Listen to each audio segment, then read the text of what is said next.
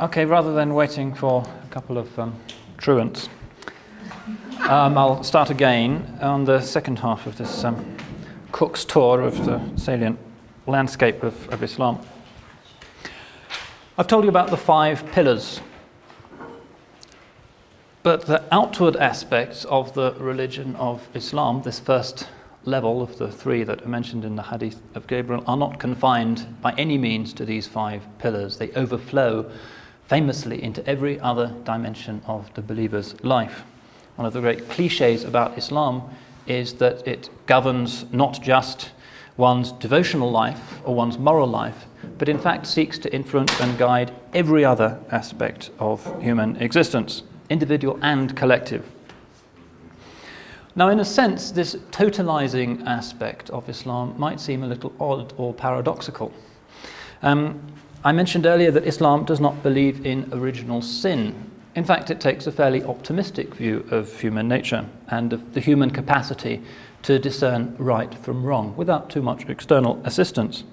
We are not born into sin, the Qur'an says. We don't need the intervention of a divine saviour to pull us out of our categoric sinfulness. So the question arises, if the human nature is essentially decent, why should Islam bother to give such detailed guidance on so many things? What's to stop us from making our own decisions?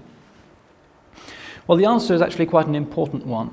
Let me give you a concrete example. Muslims are frequently asked why they should submit to a discipline of 5 daily prayers at set times. Surely one should pray when one really feels like praying. A prayer said in the middle of a busy session in the office, for instance, is hardly likely to be very concentrated or profound. Well, it's a good question and it has a good answer. Quite simply, when we least feel like praying is often when we most need to pray. Islam sees its practices as divinely tailored to the circumstances of this present age. Part of Islam's self-understanding is that it is the eschatological religion, the one ordained and designed by God for our modern needs. And this is an age, famously, of haste, deadlines, complexity.